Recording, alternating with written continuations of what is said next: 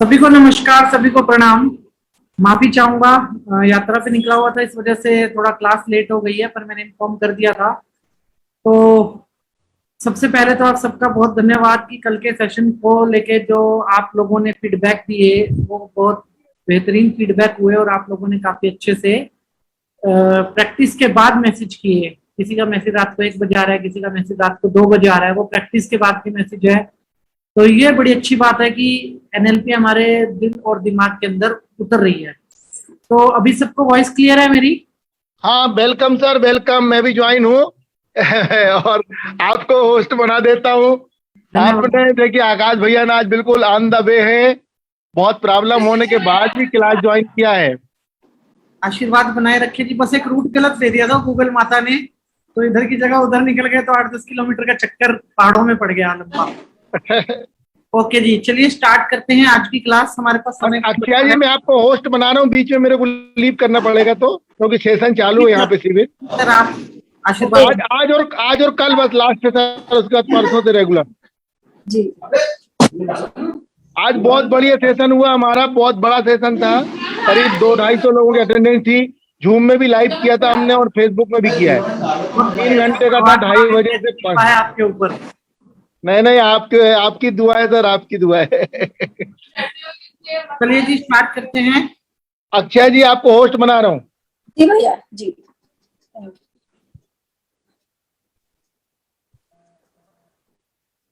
Okay, तो कल हमने सीखा था अपने बॉडी पार्ट्स के साथ संवाद करना, बात करना।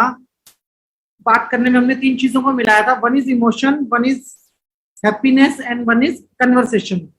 तो आज हमें क्या करना है, एक तो एक फॉर्मूला आपको जिंदगी भर याद रखना है सभी आदरणीय सदस्यों को, कि अगर बॉडी के किसी भी पार्ट में कोई प्रॉब्लम है, मान लो किसी को सर में दर्द है, तो दिमाग को बाहर निकाल लेना है और डांस करवाना है। ठीक है, अच्छे से डांस करने से हमारा भी स्ट्रेस खत्म होगा और हमारे दिमाग का भी स्ट्रेस खत्म होगा।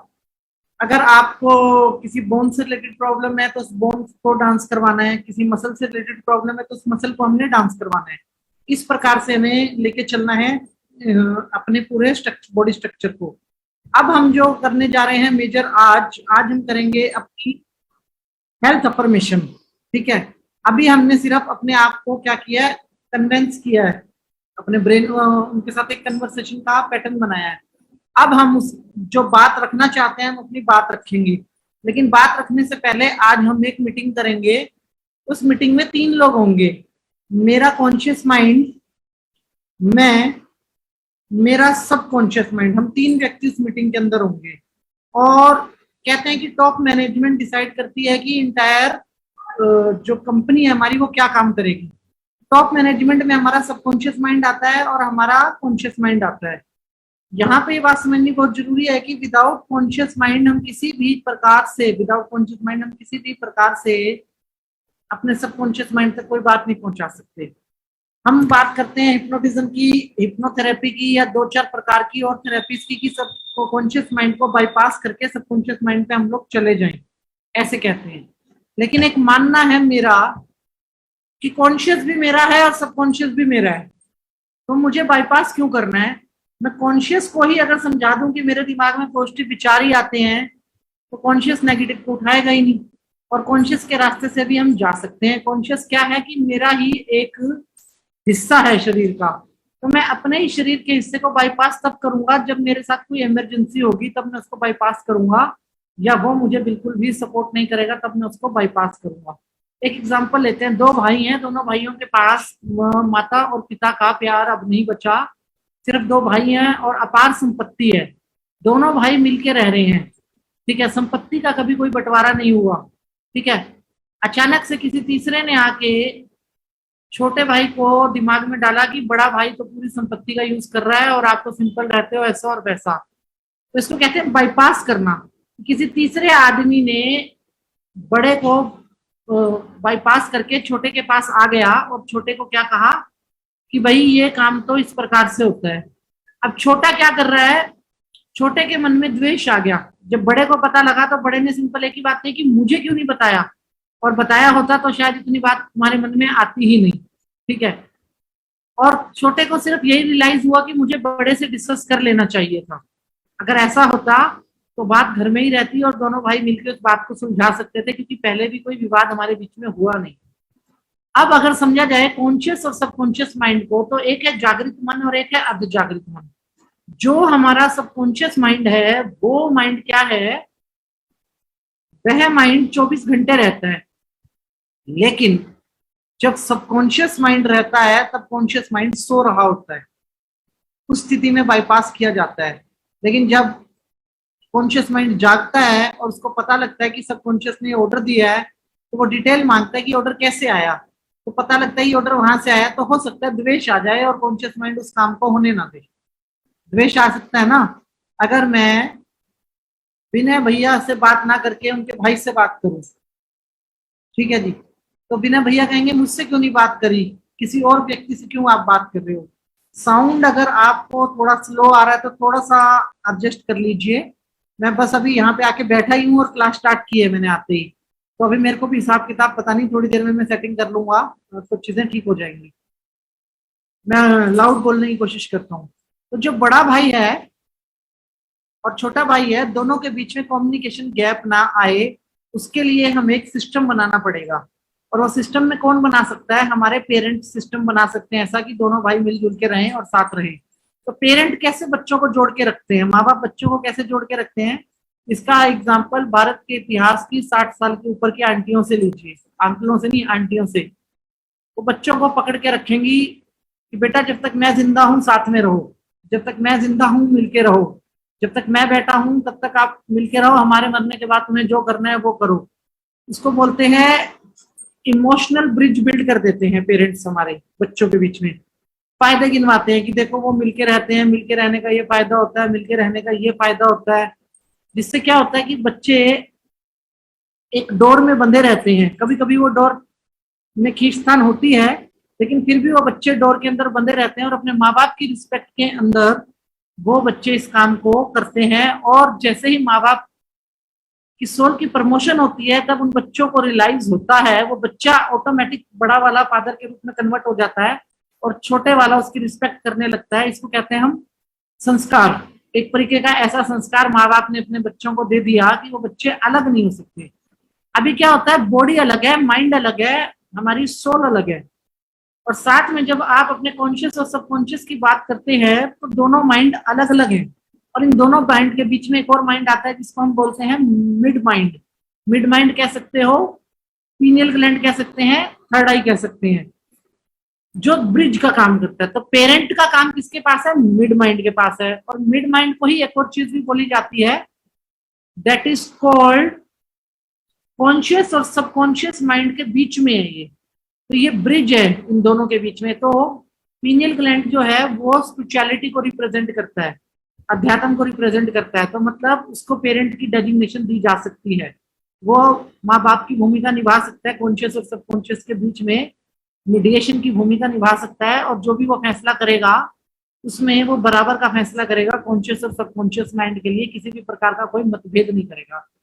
दुनिया भर के लोग जो अफर्मेशन का गाना गाते हैं वो एक ही गलती करते हैं, कहते हैं कॉन्शियस को सुलाओ और सबकॉन्शियस में डालो, कॉन्शियस को सुलाओ सबकॉन्शियस में डालो। मैं कहता हूं जो काम मैंने जागृत अवस्था में नहीं किया, बेहोशी में किया, वो काम नहीं है, वो अंधविश्वास है। आई एम राइट और रॉन्ग? जो काम हम जागृत अवस्था में नहीं करते वो अंधविश्वास है। अगर मैं किसी मूर्ति की पूजा कर रहा हूं और मुझे नहीं पता कि मैं इस मूर्ति की पूजा क्यों कर रहा हूं, मुझे किसी तीसरे ने कहा कि आप इस मूर्ति की पूजा इसलिए कर रहे हो, तो मैं अंधविश्वास को फॉलो कर रहा हूं। और अगर मेरे पास लॉजिक है कि ये हमारे कुल देवता की मूर्ति है और इस मूर्ति में हम अपने कुल देवता के संस्कारों को और स्वरूप को देख रहे हैं, दिखने में ये निर्जीव है बट इसकी प्राण प्रतिष्ठा की गई थी और इसमें हम उनकी स्पिरिट को, उनकी आत्मा के लिए हमने एक स्थान रखा हुआ है। और वो स्थान ये स्थान है कि हम उनकी आत्मा को ये कहते हैं कि कभी भी वो अपना आशीर्वाद देना चाहें तो इस मूर्ति के अंदर आके वो आशीर्वाद दे जाएं, और यहाँ पे हम उनका आशीर्वाद रिसीव करने आते हैं। ये एक साइंस समझ में आती है कि वो पत्थर ही है मूर्ति, वो मूर्ति पत्थर ही है, लेकिन हमने अपने ईश्वर को, अपने कुल देवता को एक स्थान दिया है अपने दिल, उस मूर्ति के दिल के अंदर कि आप कभी हमें अपना आशीर्वाद देना चाहे तो आप यहाँ पे आ सकते हैं। अब ये काल्पनिक नहीं है, अब इसके अंदर एक साइंस मिक्स हो गई है। तो मेरे पास एक लॉजिक है कि हाँ ये वैसे एक मूर्ति है, लेकिन यहाँ मेरे कुल देवता कभी भी आ सकते हैं और मैं उनको बुलाना चाहूँ तो मुझे भी यहीं पे आके आह्वान करना पड़ेगा। ऐसे ही हम मूर्ति के स्वरूपों को अपनी लाइफ के अंदर उतारते हैं, जो मूर्ति पूजा होती है। तो ये एक लॉजिक है। और अगर मेरे को किसी ने कहा शिव जी को आप जल चढ़ाइए, और मेरे दिमाग में आ गया कि जल चढ़ाऊं, ये जल तो भैया शिवलिंग से रास्ते से नाली के अंदर जा रहा है, तो इससे अच्छा मैं किसी जीव जंतु को ये जल क्यों ना पहना दूं। क्योंकि मुझे अभिषेक करने का प्रोसेस नहीं पता कि रुद्र अभिषेक क्या है, अभिषेक कैसे किया जाता है जल के साथ दूध के साथ। तो अभिषेक का प्रोसेस नहीं पता और मैंने किसी के कहने पे जल चढ़ा दिया, तो मैं अंधविश्वास को फॉलो कर रहा हूं।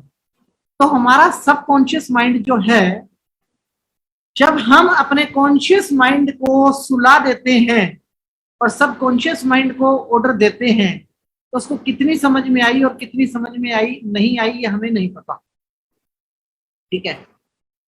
और वो उस बात को अंधविश्वास के साथ फॉलो करता है क्योंकि उसको ना बोलना नहीं आता, और उसका उस बात को अंधविश्वास से फॉलो करना हमारे लिए अच्छा भी हो सकता है और बुरा भी। अब अच्छा कैसे हो सकता है कि मैंने जो मांगा मिल गया, बुरा क्या, मैंने जो मांगा वो मांगने का तरीका सही था या गलत था, और अगर तरीका गलत था और उसने हाँ कर दिया, कोई लॉजिक नहीं लगा बीच में, तो मतलब गड़बड़ हो जाएगी। जैसे कि मैंने ये कहा कि मेरे जीवन में मतलब जैसे नॉर्मल लाइफ में आप बैठे हैं, इमोशन की बात कर रहे हैं, मेरी तबीयत खराब ही रहती है और उस वक्त आपका सबकॉन्शियस माइंड सुन रहा है, वो कह रहा है हाँ जी आपकी तबीयत खराब ही रहती है। अब उसके पीछे मेरा कोई कर्म नहीं है, कोई बैकग्राउंड नहीं है, मैंने किसी का बुरा नहीं किया, लेकिन मेरी तबीयत खराब हो गई। क्यों? क्योंकि मेरे सबकॉन्शियस माइंड ने उसको अंधविश्वास के साथ फॉलो कर लिया मेरे विचार को। और ऐसा बहुत बार होता है।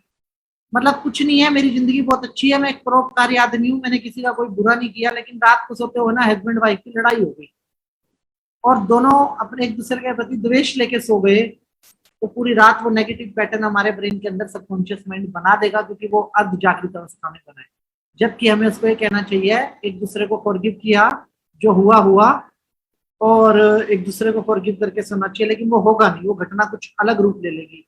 या फिर पैसे का मैटर आ जाएगा तो पैसे के मैटर पे कि मेरे पास तो इतने ही आते हैं, बस काम ही चल रहा है, ठीक है जी, आजकल तो महंगाई बहुत ज्यादा है। ऐसे पैटर्न हम अपने ब्रेन के अंदर बना देते हैं और हमारा ब्रेन उन पैटर्न्स को फॉलो करता है अंधाधुंध। और एक बार अगर सबकॉन्शियस माइंड में पैटर्न बन जाता है ना, तो डिलीट करना बहुत मुश्किल होता है।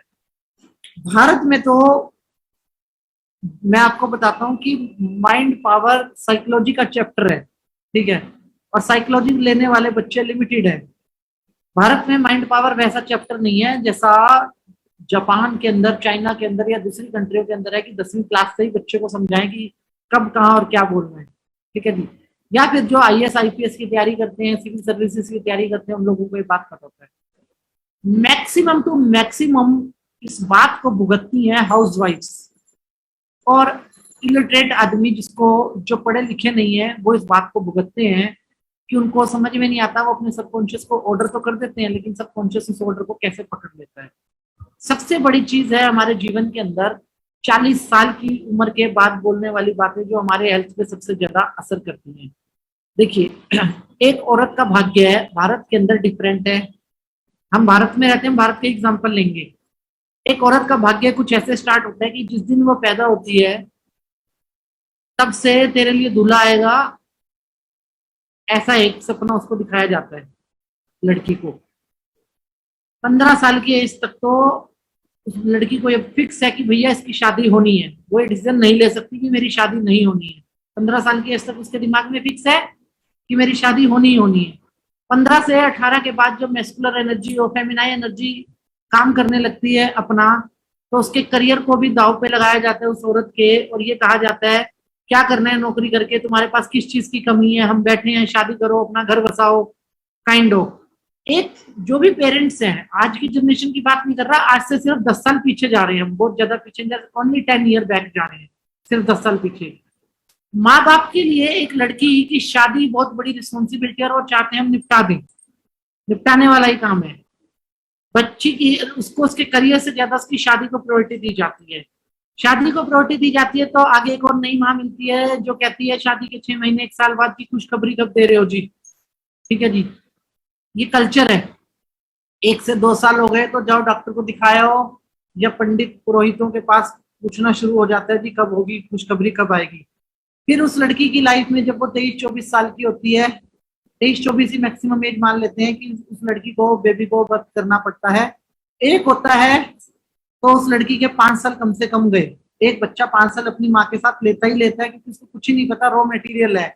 ना माँ को पता कि बच्चा कैसे पालना है, ना बच्चे को पता कि मेरे को क्या करना है अपने जीवन के अंदर। और औरत अपने बच्चे को कभी जानवर की तरह छोड़ नहीं सकती। औरत अपने बच्चे को किसी भी कीमत पे रात भर जाग के भी उसका पालन पोषण करेगी। यहाँ पे आदमी का रोल मैं बिल्कुल नहीं ले रहा कि आदमी भी करते हैं अपने बच्चों से प्यार, लेकिन उतना नहीं कर पा सकते जितना 0 से 5 साल की एज में कोई माँ कर सकती है। उतना प्यार सिर्फ 3 ही औरतें कर सकती हैं एक बच्चे से, एक माँ, एक उसकी नानी, एक उसकी दादी। और कोई उस बच्चे से उतना प्यार नहीं कर सकता है। 3 लोग ही कनेक्ट हो सकते हैं और इन 3 में भी कितने कनेक्ट होंगे ये हम नहीं जानते। लेकिन उस औरत का इमोशन अपनी माँ और अपनी सास उनसे भी अलग होगा। फिर जैसे ही ऐसा होता है समटाइम्स तो नेक्स्ट ईयर, क्योंकि हमारे यहाँ पे कोई काउंसलिंग नहीं होती और बताया नहीं जाता, समटाइम्स तो नेक्स्ट ईयर और समटाइम्स 2-3 सालों के बाद सेकंड बेबी अनप्लान रूप में प्रकट होता है कि हमने प्लान नहीं किया, हो गया जी। और या फिर प्लान करके किया तो औरत के 10 साल ऐसे चले जाते हैं और 11वें साल से बच्चे के स्कूल की रिस्पॉन्सिबिलिटियां बढ़ती हैं। तो कहीं औरत जाके अगर फ्री होती है ना, तो जब उसका बच्चा 12-14 साल का होता है ना, तब उसको सांस लेने की फुर्सत मिलती है। क्योंकि शादी लेने से लेके और 15 साल तक उस औरत को इसी काम में लग जाता, अपनी फैमिली बनाने में लग जाती है। और इतने ही टाइम में अगर सास बहू की गड़बड़ है तो वो सेटलमेंट होने में भी इतना टाइम लग जाता है कि सास के साथ अगर औरत की नहीं बन रही है तो अगर औरत 10-15 साल उस परिवार में काटती है तब जाके सास शांत होती है कि हाँ अब ये हमारी है, सास एक्सेप्ट करती है। बहुत सारी सास एक्सेप्ट भी नहीं करती ना, बहुत सारे परिवार औरत को एक्सेप्ट भी नहीं करते। एक पिता तो पराया धन कह के निस्वार्थ भाव से अपनी पुत्री को दान में दे देता है, लेकिन ये बड़े हमारे समाज में दुर्भाग्य की बात है कि सास ससुर उस धन को अपना नहीं मानते, वो उसको पराया ही मानते हैं। इसीलिए कहते हैं कि औरत को कभी पराया धन कहना ही नहीं चाहिए, अपनी बेटी को कभी ये कहना ही नहीं चाहिए कि ये पराया धन है। एक ऐसा फॉर्मेशन बन जाता है कि उसके ससुराल वाले भी उसको पराया धन ही मानते हैं। और औरत को ये धमकी सहनी पड़ती है कि जाओ अपने मायके में जाके रह लो, अपने माँ बाप से बात करो, ये करो वो करो, चलता है, कल्चर है। तो 40-42 की एज में एक औरत जाके फ्री होती है, सिर्फ इतनी फ्री होती है कि बच्चे अपने कपड़े खुद डाल लेते हैं, अपने छोटे मोटे काम खुद कर लेते हैं, खाना रसोई से उठा के खा लेते हैं। लेकिन यहाँ पे एक नया चैलेंज उस औरत के सामने आता है, दैट इज बोथ, कि जो भी तपस्या उसने करी ना, उस तपस्या के सामने टीन एज इश्यूज जो बच्चों के होते हैं वो चैलेंज बन के आते हैं। और वो चैलेंज भी उस औरत को भुगतने पड़ते हैं। क्यों? क्योंकि लड़की हो गई या लड़का जब 10 से 15 साल की एज में होता है तो हम उसको रोकते हैं, बेटा बाहर मत जाओ, अच्छे दोस्त बनाओ, स्कूल की पढ़ाई करो, ऐसा करो वैसा करो। हमारा उनके प्रति कंसर्न होता है, लेकिन वहां से जुबान लड़ाई जाती है, आंख से आंख मिलाई जाती है। आप नहीं समझते, आप पुराने विचारों के हैं, आप हमें नहीं समझ पाओगे, हम ऐसे और आप वैसे, और जनरेशन गैप मतलब सामने आता है। और यहाँ पे वो औरत ना अकेली ही होती है इस पूरे की पूरे संघर्ष के अंदर। इसलिए मैंने फीमेल का उदाहरण लिया है। आदमी का संघर्ष डिफरेंट टाइप का है, उसका संघर्ष जॉब का है, बिजनेस का है, वो बाहरी लड़ाई लड़ता है। औरत अंदर की लड़ाई भी लड़ती है और बाहर की लड़ाई भी लड़ती है। तो यहाँ पे होता क्या है कि उस औरत की विचारधारा ऐसी हो जाती है कि मैं शायद, मेरी परवरिश में कोई कमी रह गई, शायद वो उनका ध्यान रखते रखते अपना ध्यान नहीं रख पाई, खुद समय पे खाना नहीं खा पाई, खुद समय पे सारे काम नहीं कर पाई। और शायद कितनी सारी बातें अपना घर बसाने के चक्कर में एक औरत सिर्फ सुनती रहती है, सुने जा रही है, सुने जा रही है, क्योंकि मेरा घर बसा रहे। चाहे उसके माता पिता को गाली पड़ रही है, चाहे उसके भाइयों को गाली पड़ रही है, जिसका उसके साथ अभी कोई लेना देना नहीं है। आप उस दान को ले आए हो अपने घर पे, उनके माता पिता ने वो दान कर दिया, लेना देना नहीं होता, लेकिन उसको गाली पड़ती रहती है।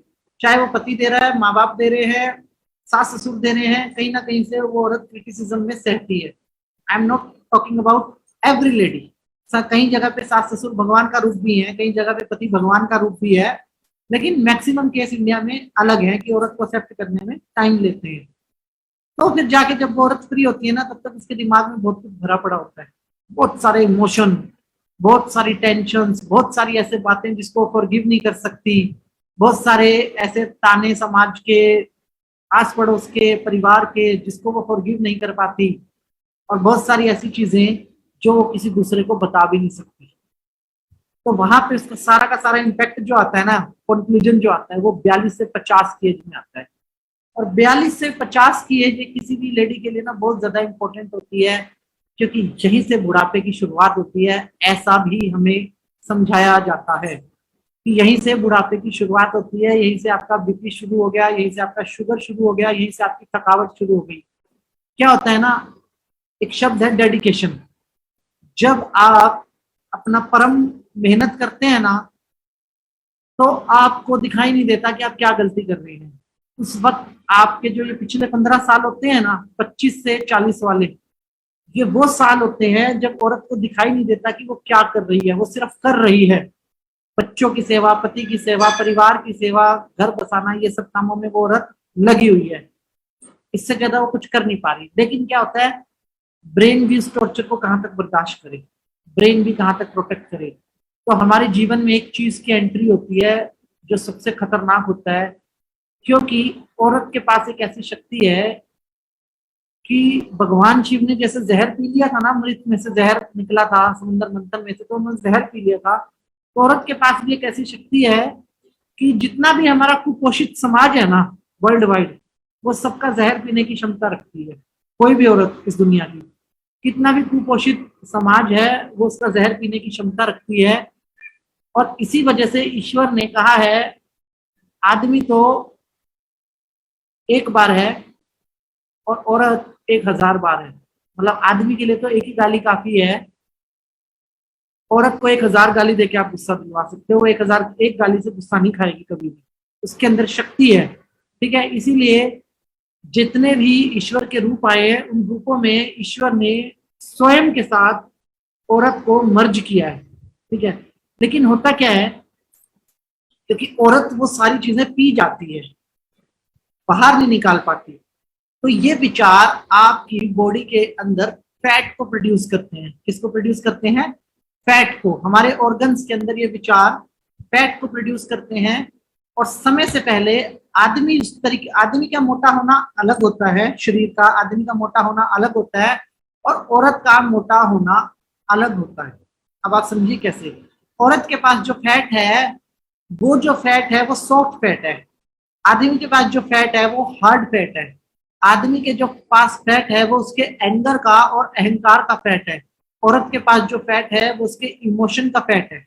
आप हमेशा रखना ये बात, औरत अहंकार को होल्ड नहीं कर सकती, स्पष्ट कर देती है, बोल देगी, सुना देगी, लेकिन औरत इमोशन को होल्ड कर लेती है। इसीलिए औरत के पास सॉफ्ट फैट होता है और आदमी के पास हार्ड फैट होता है। और औरत का जो फैट होता है वो लिक्विडिटी उसके अंदर ज्यादा होती है। समझिए कि एक पत्थर का वजन कर लीजिए और एक पानी की बोतल का वजन कर लीजिए। लिफाफे में अगर आप पानी की बोतल और पत्थर को टांगेंगे, तो पानी की बोतल के अंदर जो पानी वाला फैट है वो हिलेगा, जिससे नब्ज में प्रॉब्लम आती है, जिसकी वजह से बीपी की प्रॉब्लम बनती है, जिसकी वजह से गठिया की प्रॉब्लम बनती है, जिसकी वजह से घुटनों के दर्द की प्रॉब्लम बनती है, क्योंकि आप वाटर टाइप की कोई चीज होल्ड कर रहे हो। आपके जो फैट बना ना विचारों के द्वारा शरीर के अंदर, वो इतना लिक्विड क्वांटिटी में इतना सॉफ्ट है कि जैसे आप पानी की थैली को टांग रहे हो। एग्जाम्पल के तौर पर, जैसे मैंने आपका कहा, एक हाथ में किलो की ईंट उठा लो और एक हाथ में पानी की थैली उठा लो, ज्यादा फ्लक्चुएट कौन करेगा, ईंट या पानी की थैली? तो इसी वजह से जब हम जिम विम में जाते हैं या कुछ भी करते हैं, जिम विम लेडीज ज्वाइन करती हैं, योगा क्लासेस करती हैं, क्योंकि वो वाटर कंटेंट ज्यादा होता है, इस वजह से वो जल्दी पतली भी हो जाती हैं। और आदमी इतनी जल्दी पतला नहीं होता जितनी जल्दी लेडी पतली हो सकती है। बट यहाँ पे क्या होता है, समटाइम्स हम जिम भी नहीं जा सकते, एज ज्यादा हो गई है, फैमिली की विचारधारा नहीं है कि हमें जिम में जाना चाहिए, एक्सरसाइज करने के पैटर्न हमारे पास नहीं है, हमें नहीं पता क्या करना चाहिए। तो यहाँ पे एनएलपी हमारे लिए रामबाण होती है कि जो आपका पिछले 40-45 साल का संघर्ष है ना, जो आपने बचपन से अब तक होल्ड किया हुआ है। आदमी नहीं कर सकता इतने इमोशन होल्ड जितने औरत कर सकती है, ठीक है जी। और वाटर के साथ एक और प्रॉब्लम भी है कि शरीर में जो वाटर कंटेंट का फैट बनता है, वाटर का काम क्या होता है पता है आपको?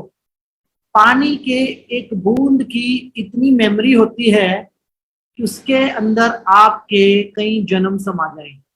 एक बूंद के अंदर इतनी मेमोरी होती है, आपका अतीत, भविष्य और भूतकाल, मतलब वर्तमान, सॉरी, इतनी मेमोरी पानी की एक बूंद की मेमोरी होती है। मैं आपको ये बात ऐसे नहीं बोल रहा, ये साइंटिफिक रिसर्च है। तो औरत के पास ये फैट भी इसीलिए बनता है कि वो इमोशन की फैट रखती है। इमोशन मतलब वाटर और वाटर मतलब मेमोरी, को होल्ड ही करके रखेगा। इसीलिए औरत के पास इतनी शक्ति है कि वो जन्म दे सकती है, एक शरीर के अंदर एक नई बॉडी का निर्माण कर सकती है। क्योंकि शरीर के अंदर जो क्या बोलते हैं उसको, जब प्रेगनेंसी में जो बेबी होता है वो एक थैली के अंदर होता है, पानी की वाटर की थैली के अंदर होता है, डायरेक्ट नहीं होता बॉडी के अंदर वो। तो इस सब कॉन्सेप्ट पे जब डीप जाएंगे ना, तो आप समझेंगे कि औरत के पास एक ऐसी एनर्जी होती है बॉडी के अंदर जो आदमी के पास कभी हो ही नहीं सकती। और वो एनर्जी अच्छी भी है और वो खराब भी है, अगर आपका ब्रेन उसको नहीं देख रहा तो। अच्छी कहाँ है? अच्छी ये है कि समाज में जितनी भी बैलेंसिंग है वो उसी एनर्जी की वजह से है। और जो प्रजनन की क्रिया है, मतलब जो बच्चे को जन्म देने की शक्ति है, वो भी सिर्फ उसी की वजह से है औरत के पास, दूसरी किसी चीज की वजह से नहीं। लेकिन खराब क्या है, वो इमोशन को होल्ड करके फैट बना देती है, इमोशन को होल्ड करके फैट बना देती है। अब आप समझिए कि लेडीज के साथ फैट का प्रॉब्लम बहुत ज्यादा है कि नहीं है? और वजन का प्रॉब्लम अगर आपके साथ आ गया तो फिर घुटनों का प्रॉब्लम भी बनेगा। वजन का प्रॉब्लम आएगा तो बेंस का प्रॉब्लम भी बनेगा। वजन का प्रॉब्लम आएगा तो आलस का प्रॉब्लम भी बनेगा। और वजन का प्रॉब्लम आएगा तो हम मूव करना कम कर देंगे, और मूव करना कम करेंगे तो फिर बुढ़ापे का प्रॉब्लम भी हमारा फास्ट काम करेगा बॉडी के अंदर। तो होना क्या चाहिए कि घर बैठे अपने वेट मैनेजमेंट कर लेंगे, घर बैठ के हम अपने वेट का मैनेजमेंट कर लेंगे। और वेट का मैनेजमेंट करने के लिए हम एनएलपी में कैसे एक्सरसाइज करेंगे, जो कि आज तो हम नहीं कर पाएंगे क्योंकि समय कम है मेरे पास भी और आपके पास भी। और ये एक्सरसाइज करने के लिए हमें प्रॉपर इमोशन भी चाहिए। जो वेट मैनेजमेंट आप कर लेंगे, ऐसा है जी, कल आप डिजिटल तराजू के ऊपर ना अपना वजन तोड़ लेना सभी व्यक्ति, और खाना कर देना डबल, और 15 दिन के बाद वापिस से वजन करना।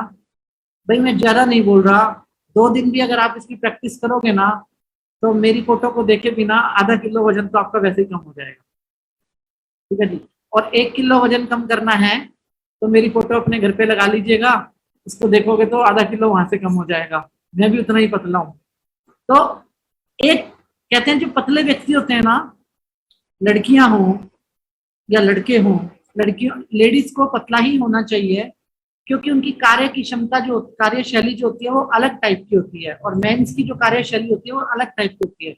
आपने देखा होगा जितने हमारे बुजुर्ग हैं, बूढ़े लोग हैं, और जितने वो पतले हैं उतने वो एक्टिव रहे हैं, और जितने मोटे रहे हैं शरीर से, उनकी हमें सेवा करनी पड़ी है, क्योंकि उनसे विचारों से अपना उनका वजन ही उनके ऊपर बोझ बन जाता है।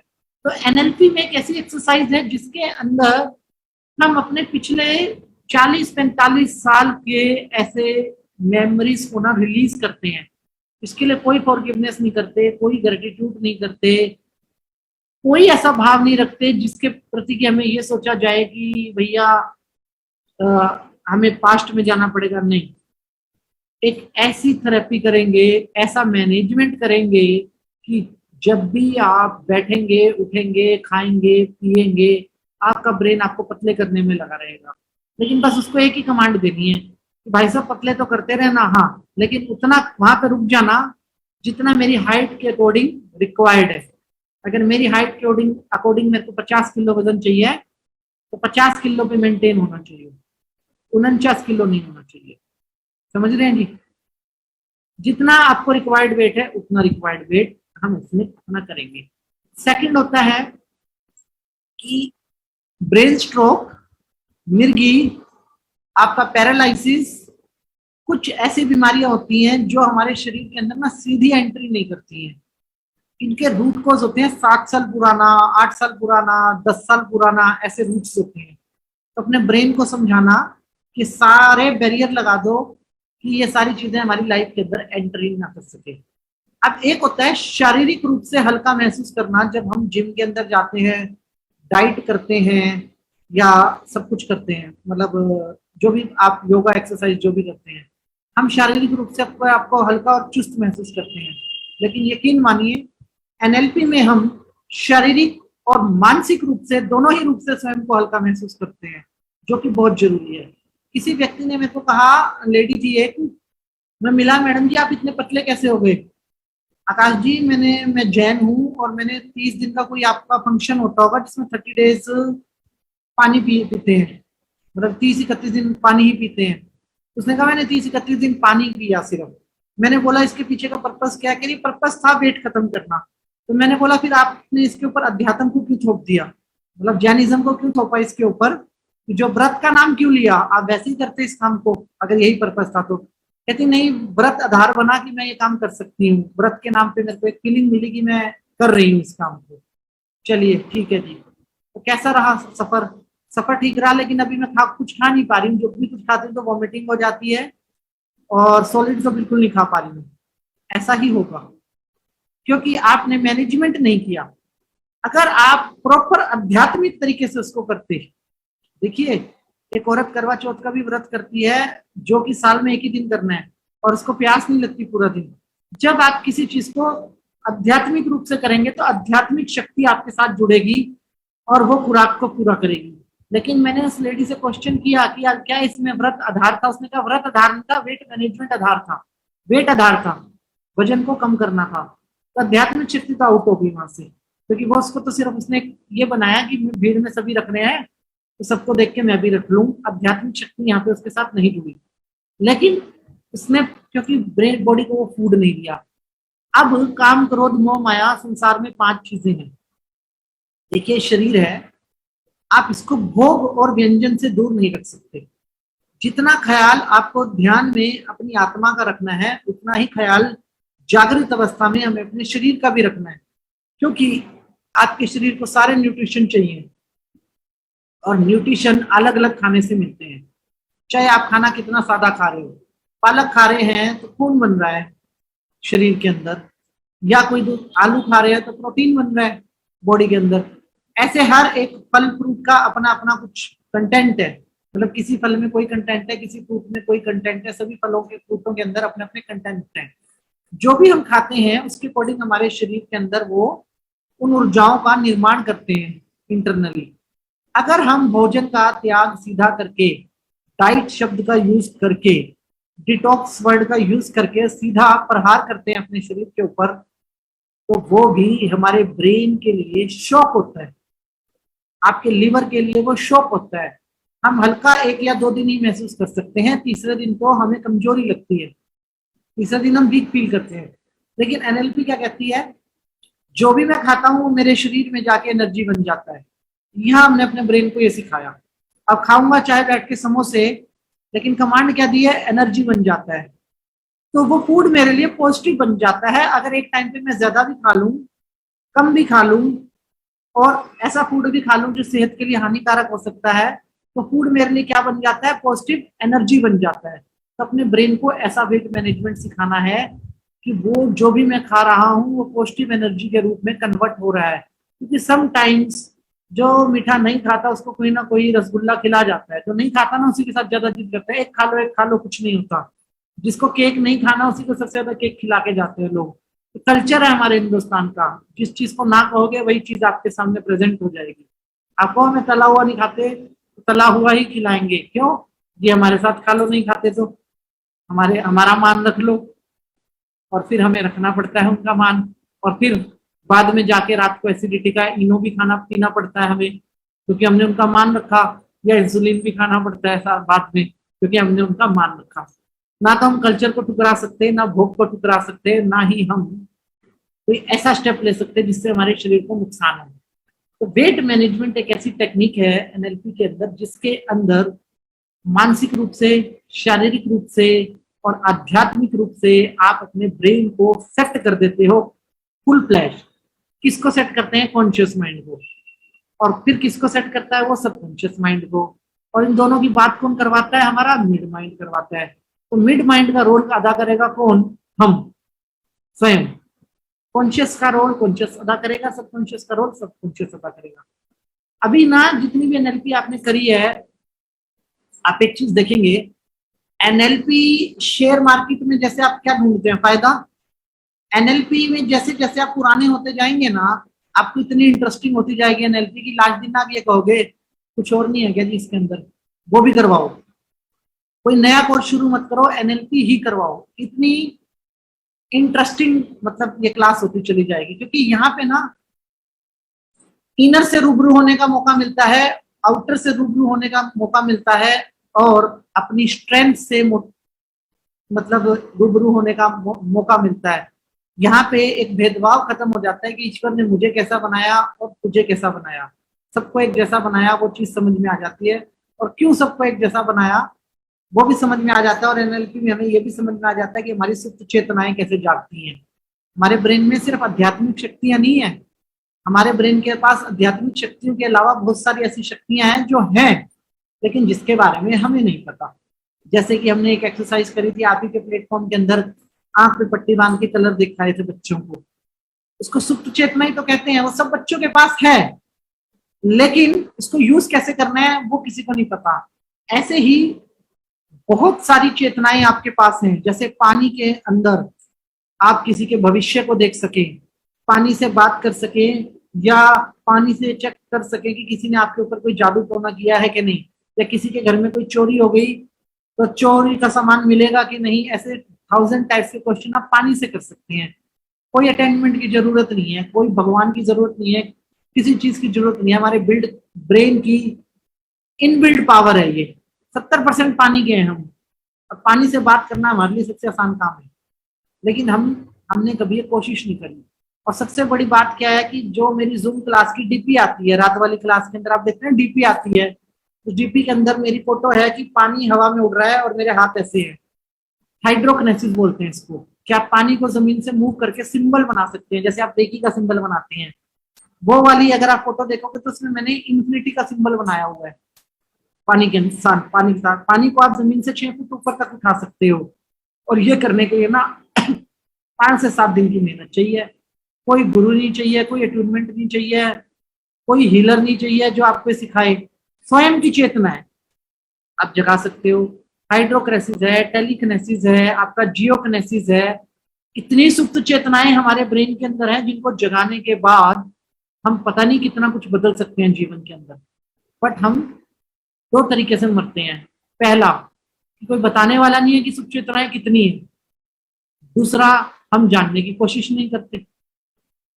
अगर पता लग जाए कि भैया मैं हाथ ऐसे करूंगा तो पानी घूम जाएगा प्लेट के अंदर, फिर तो किसको नहीं करना, फिर सबको जानना और सबको करना है। लेकिन पता नहीं है, इसलिए पानी भी साथ होता है और प्लेट भी साथ होती है। इसको कहते हैं अज्ञान।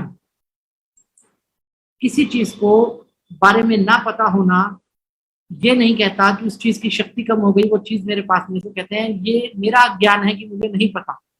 अगर मैं अपने ज्ञान को जागृत करूंगा तो ऐसा बहुत कुछ निकाल लूंगा। और एनएलपी में आपको ऐसी ऐसी चीजें पता लगेंगी जो आपके ब्रेन के अंदर हैं, जिसके लिए किसी थर्ड पार्टी की जरूरत नहीं है, नॉट इंक्लूडिंग मी। सब आपको ही करना है। तब आपको मजा आएगा, तब आप समझोगे कि भैया ये तो कुछ और ही कहानी हो गई। मतलब इंसान से बाबे बन गए सबके सब। चमत्कार आप कहीं भी खड़े होकर दिखा सकते हो, कहीं भी खड़े होकर आप हाथ ऐसे करके आग लगा सकते हो, ऐसे हाथ करके आप लगा सकते हो। चमत्कार कहीं भी दिखा दोगे। मतलब कोई भी व्यक्ति डिनर टेबल पे आपसे बैठ के जीत नहीं सकता अगर आपको स्टंट करना है तो। अगर आप आफ्टर डिनर कहते हो ना चलो एक स्टंट करते हैं, तो कोई जीत नहीं सकता आपसे, इतनी पावर है। तो इन सुप्त चेतनाओं से तक पहुंचने का जो रास्ता है ना, वो रास्ता सारा का सारा कॉन्शियस से होके गुजरता है। क्योंकि कॉन्शियस पता है कौन है? कॉन्शियस वो है जिसको भूख लगती है। सब कॉन्शियस वो है जो भूख की पूर्ति करता है। अगर ज्ञान की भूख, एनएलपी के साथ हमने ज्ञान की भूख कॉन्शियस को लगाई, तभी तो सबकॉन्शियस पूर्ति करेगा। और अगर हमने भूख ही नहीं लगाई, उसको सुला दिया, तो सबकॉन्शियस पूर्ति कैसे करेगा? तो हम अपने कॉन्शियस को एक ऐसा मैनेजमेंट सिस्टम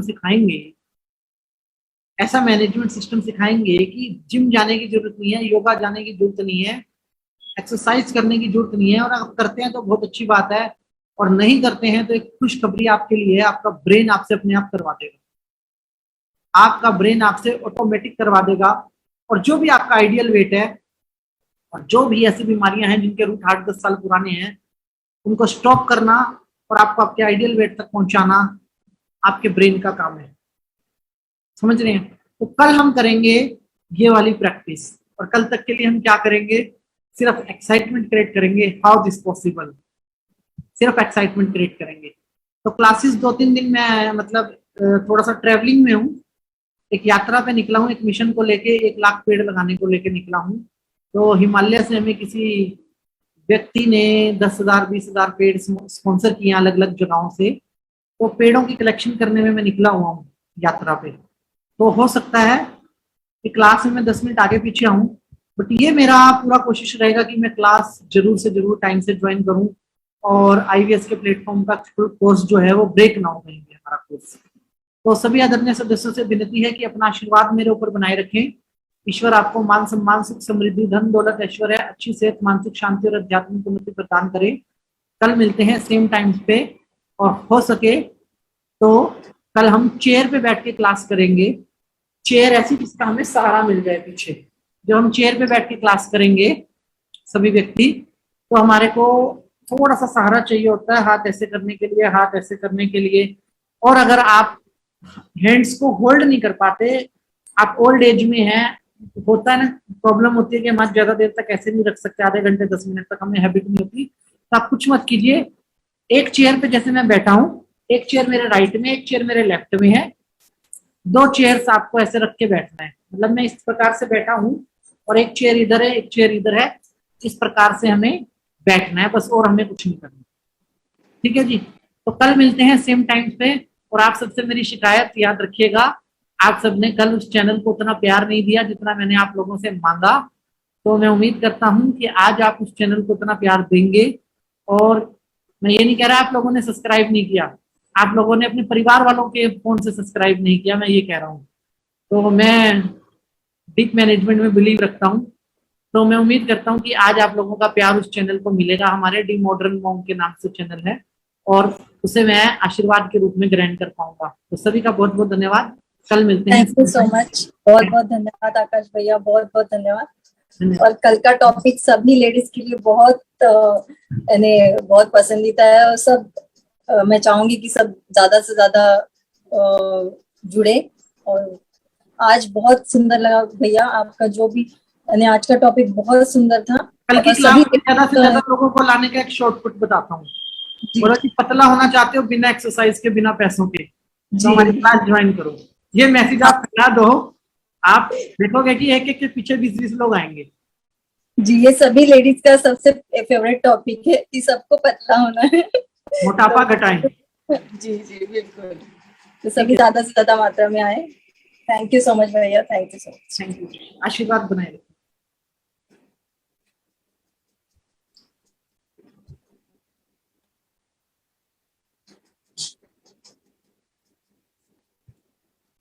जी, और किसी के कोई क्वेश्चन हो तो आप हैंड रेज कर सकते हैं, अदरवाइज हम डील करते हैं। शालिनी जैन जी, अनम्यूट कीजिए।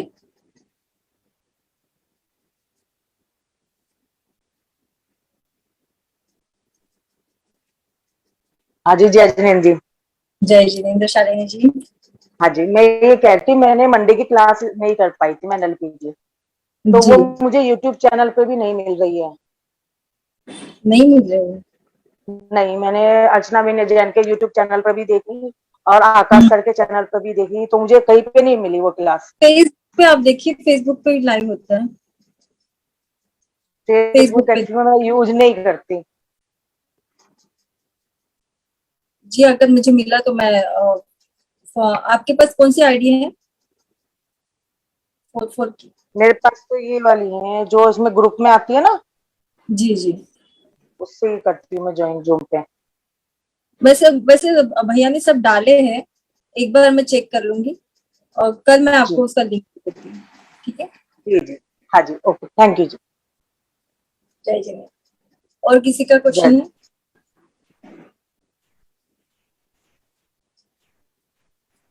सुमनलता जी फिर लीव करें हम? लीव करते हैं मेरे ख्याल से। अब किसी को कुछ नहीं पूछना है, अगर किसी को कोई। हाँ हाँ बिल्कुल बिल्कुल लीव करते हैं। जय जिनेंद्र सभी को, सभी का धन्यवाद। और कल ज्यादा से ज्यादा मात्रा में जुड़े, अपने सभी रिश्तेदारों को भी बोलिए जुड़ने के लिए, जिनको जिनको अपना वेट कम करना है घर बैठे बैठे, बिल्कुल विदाउट एक्सरसाइज, विदाउट डाइटिंग। तो बहुत अच्छी अपॉर्चुनिटी है आपके पास, इससे अच्छी अपॉर्चुनिटी आपको मिल नहीं सकती वजन कम करने के लिए। तो जरूर जुड़िए। सभी का धन्यवाद। Thank you so much. जय जिनेंद्र। जय जिनेंद्र सभी को। उत्तम क्षमा। उत्तम क्षमा।